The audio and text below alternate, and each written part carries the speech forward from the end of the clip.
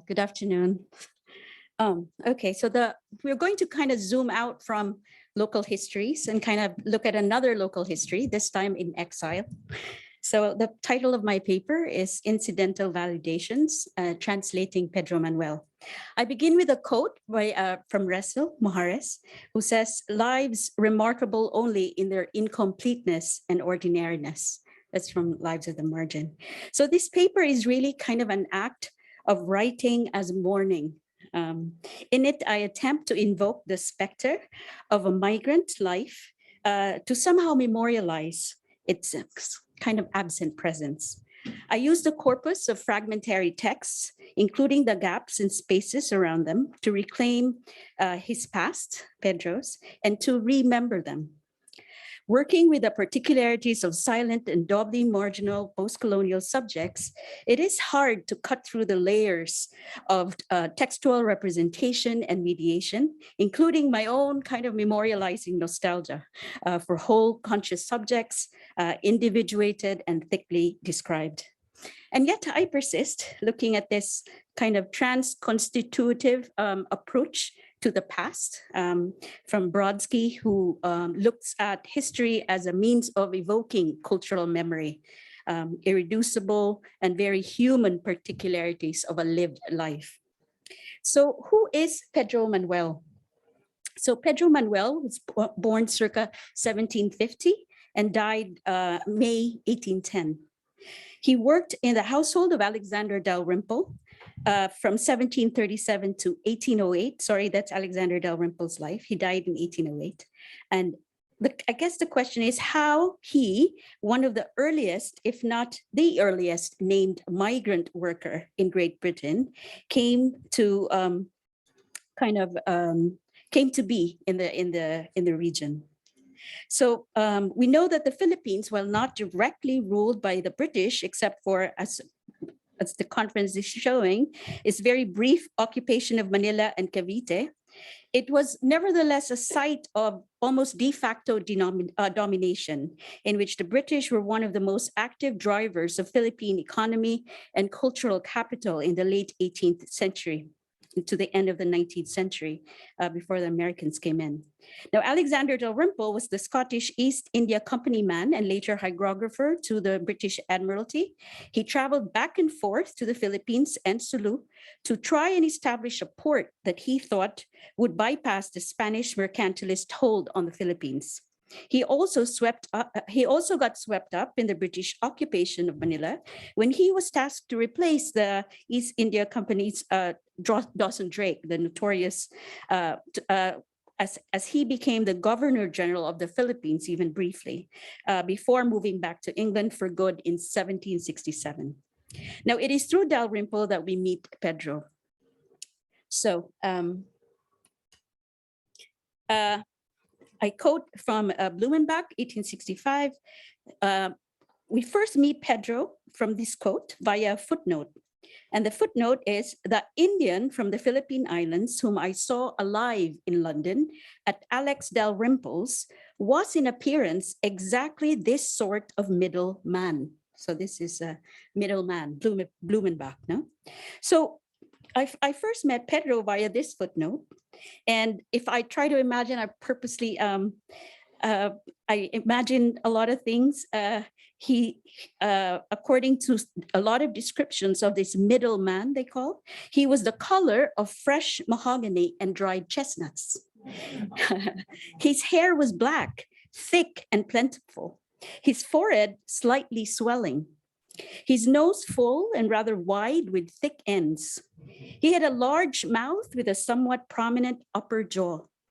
Or so it would seem if it, So that was the description of this Malay middleman from Blumenbach. So we could say that it would seem, as we look at this characterization of a racial type, based on a passing footnote, of this, Blumenbach was, of course, an anthropologist, a proto-anthropologist. So this German anthropologist, in his 1795 edition of De Generis Humani, explains this newly minted five-part classification of the human race. He had inserted the Malay variety as a medial classification between the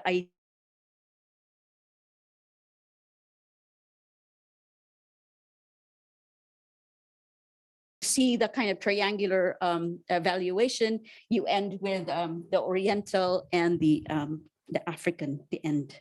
So he says, according to him, in a sort of way, through the Philippine Islanders to the men are the men of Malay variety. Okay, so anyway, so I guess it must have been exciting for Blumenbach to see Pedro in the household of Alexander Dalrymple, if you can just imagine. Throughout Blumenbach's kind of armchair academic career, he had only relied on skulls sent by navigators, travel accounts from expeditions, and even paintings from artists who traveled, like Tili Ketul and his paintings of Tibet, to put together his 5 racial categories of mankind. Having a living specimen to validate Malay theories right at his European doorstep must have been especially satisfying. Instead of dealing with skulls, did Blumenbach ask Dalrymple if he could measure Pedro's head? I often wonder. Did he try to ascertain if Pedro had facial hair? They always said that Malay variety was hairless. Or instead, did he look at his legs, measure his legs? He would say that the Malay variety had proportionally shorter legs. Or was he indeed several inches shorter than the average mid-sized European? Or did he try to see in Pedro's character the twin kind of metonymic beasts that he thought most closely resembled the Malay variety? And these 2 beasts are the buffalo and the tiger. For in his domestic state, this is how he describes the Malay variety, he is indolent, stubborn, and voluptuous as the former, the buffalo. And in his adventurous life, he is insidious, stubborn, and rapacious as the latter. Travel narratives and anecdotal accounts of the cockfighting Malay native were numerous. So did he, I guess, again, did he ask Pedro if he gambled? Or was that too delicate a question? So I love just kind of imagining this guy looking and trying to ask these questions. Anyway, now for sure, Blumenbach and Dalrymple were at the very least drawing room acquaintances. They were both fellows to the Royal Society of London. Blumenbach in 1771, Dalrymple in 17, and Blumenbach as a foreign member fellow in 1793. The Royal Society Club was the site of almost weekly dinners, lectures, and events, and Blumenbach would quote from Dalrymple's various travel narratives, and it's not far-fetched to imagine that both men would often look to Pedro for illustration or verification of what to Blumenbach had become his biggest contribution to post-Linnaean racial taxonomy. So, now, I am not certain if Alexander Dalrymple would have subjected, as I said, to random interrogations about his behavior. From many indications, Dalrymple was kind of protective of Pedro, actually. Dalrymple had a generosity and a, quote, a regard for the peoples of the Malay archipelago. For example, Amaso Delano, an American sailor, would recount years after Dalrymple's death that the islanders of Sulu described him as thorough, bold, magnanimous, and generous.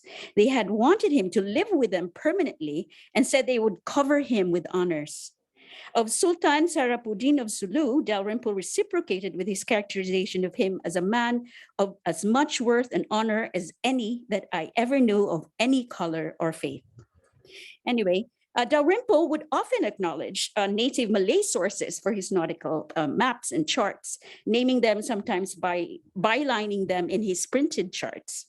In his map of part of Borneo and the Sulu archipelago, laid down chiefly from observations made in 1761, published on November 30, 1770, he acknowledges that he used sketches received from the Zulus, but chiefly from the information of Bahatol, an intelligent old pilot, I quote, but his ethnicity is not given. But most importantly for our story, Alexander Dalrymple acknowledges Pedro Manuel's contribution to one particular map of Sulu. In the introduction to the volume of maps and charts, Dalrymple says, Takut Pabunuan is laid down from a plan made by my servant Pedro Manuel, a native of Ilocos on Luzon. Coming down in a galley with the ships from Manila in 1764, he anchored on it and took the bearings of several places from thence, which I found to agree with their positions as I had determined them. So he had put this in the introduction to his collection of maps. So not only did Dalrymple express confidence in his native observational skills, he also allowed him to sketch the map, actually, and published it in his collection.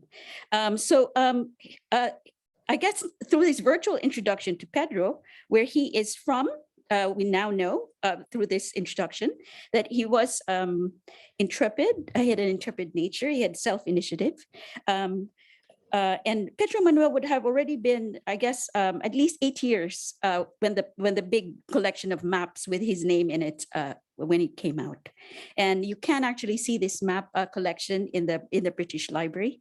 And again, I kind of want to imagine them kind of flipping over this volume and looking at the map that he made in that. Anyway, but so now we know that Pedro was from Ilocos. Like Mojares, I thought maybe he would come from Zamboanga or something else, but Pedro makes it very clear. Pedro was one of those stereotypically hardworking, scrimping, deeply regionalistic Ilocanos from the north. So Dalrymple mentions Ilocos would have been significant to the British, especially to those who were involved in the British occupation of Manila, happening around the same time that Pedro became Dalrymple's manservant. We know, of course, of Diego Silang and his compatriots forging an alliance with the British against Spain. And we know that Diego Silang became a teniente, etc. No? So there were promises of tactical support, etc. But when the 7 Years' War had ended and the victorious British fleet would be on its way back to England, Pedro Manuel must have been in a quandary. Had he compromised his alliances by becoming an Englishman's manservant? Would leaving the Philippines with Dalrymple be the safest choice to make? It did not help that Pedro was sounding Philippine waters for British maps, so and drawing them basically for the British. So it might have been a choice that kind of he had to make. So we go from there to his life in London. He's Marylebone in London. He lived, it's very clear where Dalrymple lived in London. He lived in several places. He gives a number of houses in Marylebone as in 1739, he actually lived and died in number 57. So you'll see that in the old map in this thing. So, and Dalrymple's social life centered almost exclusively around the Royal Society, etc. Anyway, but even if Dalrymple was not in England, his travels would still include his manservant. Pedro went with him to Madras, for example, in 1755. Pedro is mentioned in the list of servants given free passage on the Grenville as part of Pigo's household staff. This is in the court minutes of the East India Company. We know that Dalrymple traveled to Madras to try and reestablish his naval career, but he failed, and I guess Pedro was with him in this disappointment. Now, the work of Pedro as a one-man servant, that's pretty clear. It must have been backbreaking. We know from letters to Marston and Bolton that Dalrymple was prone to outbreaks of skin disease throughout his adult life. It was something where he had to go to the spas in Cheltenham, and he had to have to go to these healing baths to cure his skin disease. And being, I guess, the sole manservant, he would have to coordinate all that stuff.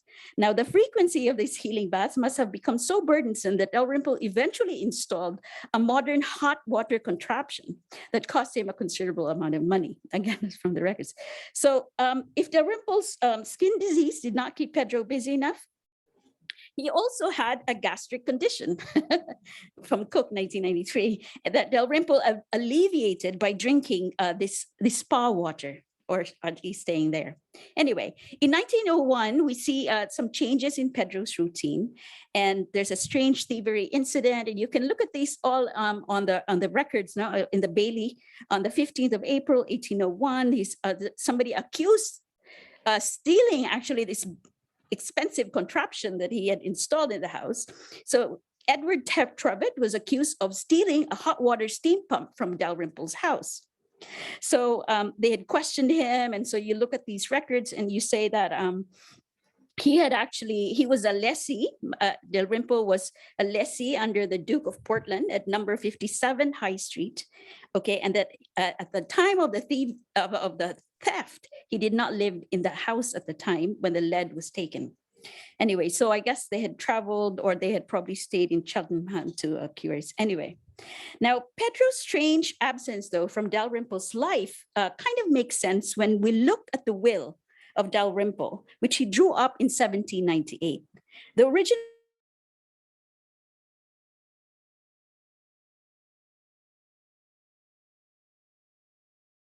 whom he tenderly calls his old and faithful companion, for I cannot call him servant. So Dalrymple leaves him 60 pounds sterling per annum, £1 to be paid to him weekly. I kind of wonder why he did that. Was he afraid Pedro would gamble it, or I don't know? But it was £1 to be paid to him weekly, and the remainder at the end of the year, bonus. Then in a codicil attached to the will in 1805, we read this. Oh, by the way, this is Marylebone. So this is the famous pleasure gardens of Marylebone. And then you have this lots of gambling, cockfighting, male and female boxing, etc. So here we have kind of a sad why Pedro was not there, when the theft happened. And this is kind of the second to last thing you hear about Pedro. And in his codicil attached, he says, Pedro Manuel being admitted into the Marylebone blank. He doesn't say what it was. This bequest becomes needless, but I leave him 2 shillings weekly for his accommodation. So this blank space becomes very significant because in the last few years of his life, which is almost painful to see, Pedro had fallen sick and was admitted to an infirmary. The lacuna that Dalrymple draws into his superscripted note, so he attaches this to his will, right, to kind of negate his previous will of how many pounds sterling, is perhaps an indication that of Dalrymple's refusal to acknowledge I don't know why he didn't put the name of the workhouse, a workhouse or a poor house. And in this workhouse, you usually have this, it's a house, I guess, for the aged, you might say. And it's, in this case, this is very close to Marylebone, actually. This is for the poor, being lame, impotent, old, and blind.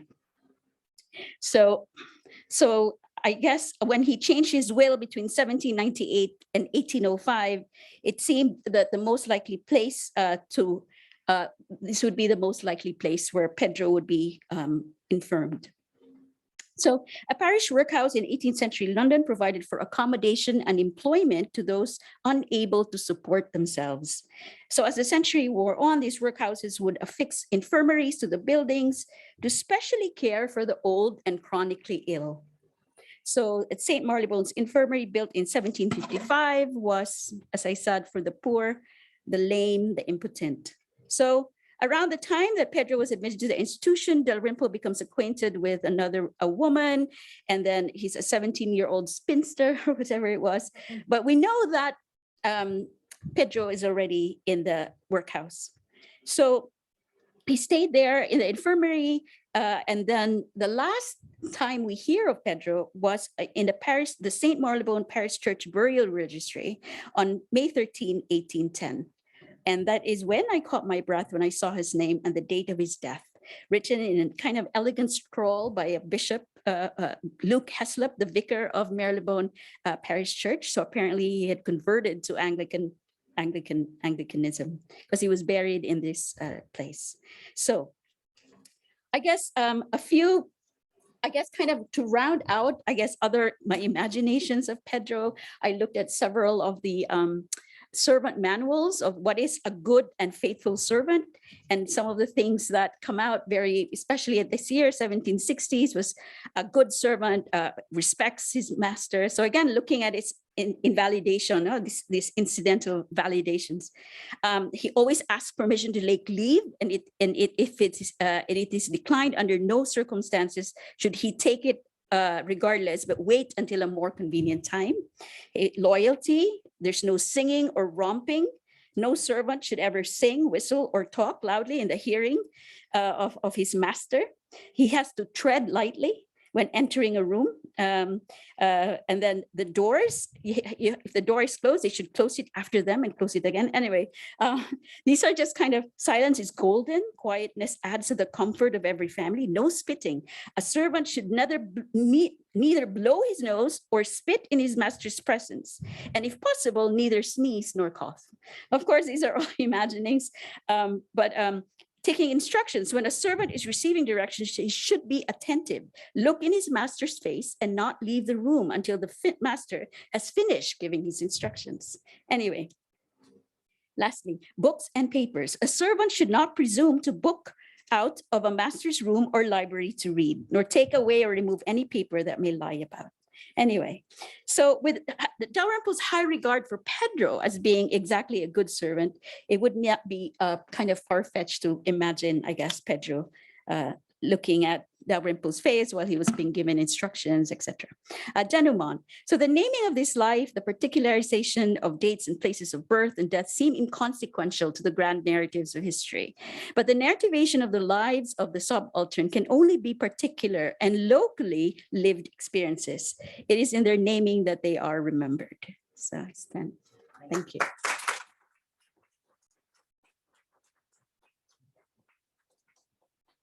Oh, sorry. Those were my sources. If you're interested, these are the sources if you for the So yeah, let's get, can we get the other screen, Ian? How do we get Ian in here? Any questions for Ian or Cristina, please queue up here. oh, Thank another you. cue. Sorry, we don't have the mic. We have some, there he is, lovely. Can I see us? Can you see us? I think he could see me, but let's put you on.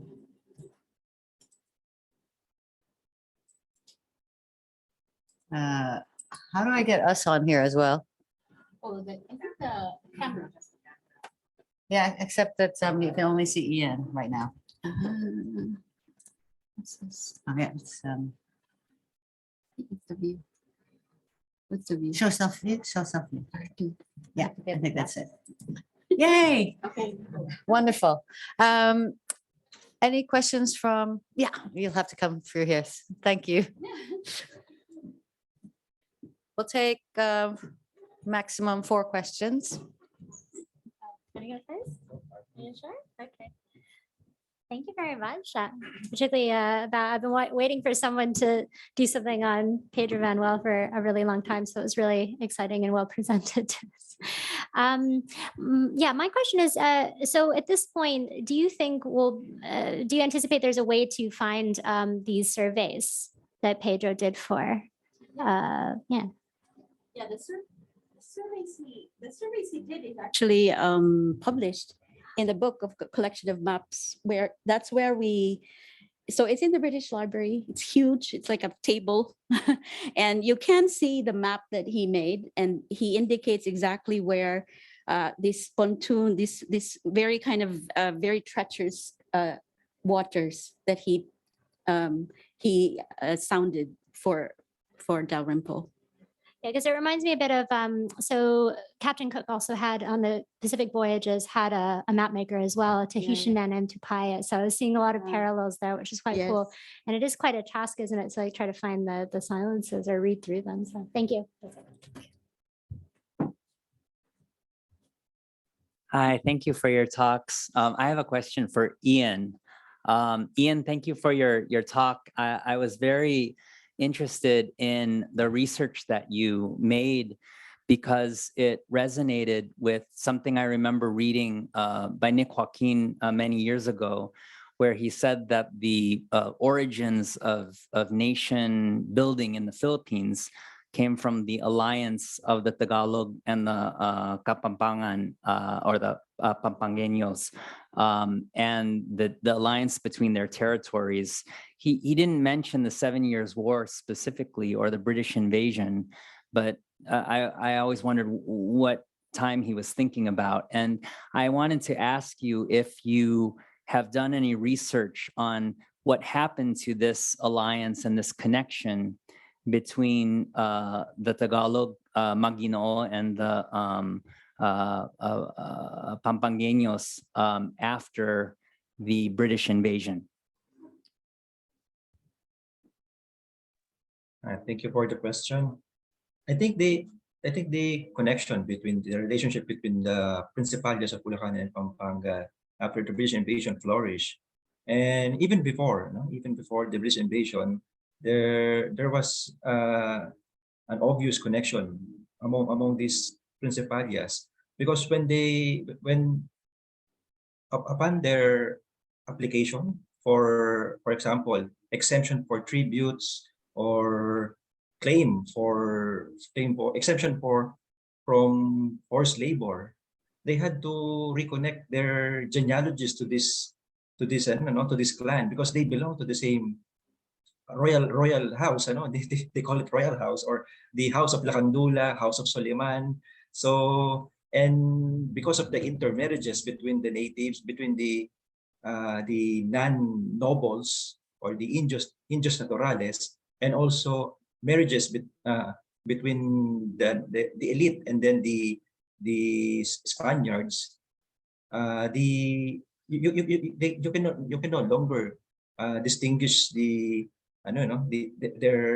can no longer see their prominence by the 19th century because of the rise of the mestizos, and actually during the time of Narciso Claveria's implementation of the Spanish surnames, these noble men, these noble families were exempted from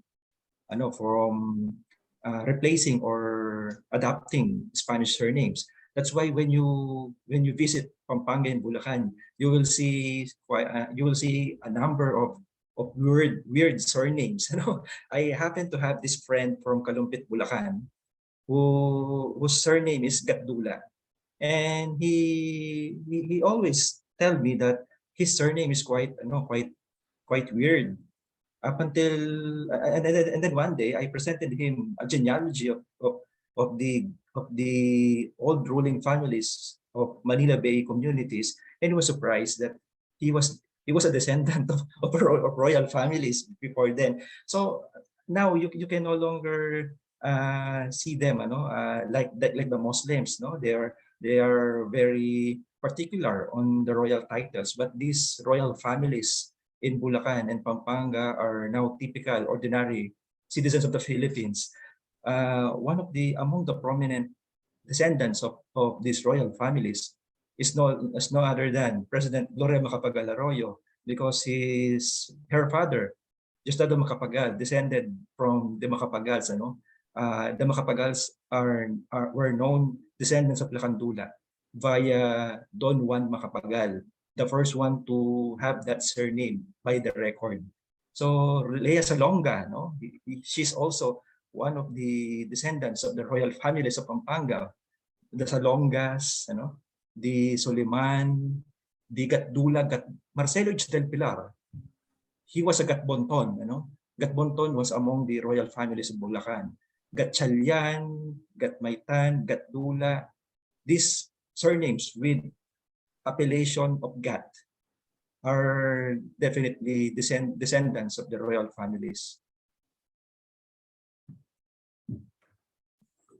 Thank you. Are there any further questions for the two panelists? No, those are not questions for this panel. Ian, can you just clarify what you mean by royal families?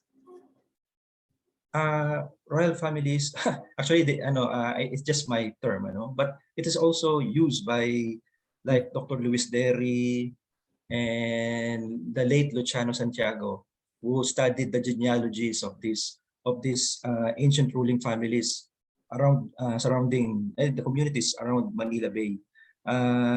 Royal families because they were the ancient nobles, the ancient rulers, which who eventually became the caciques or the principalias. The term was principalia already during the Spanish period.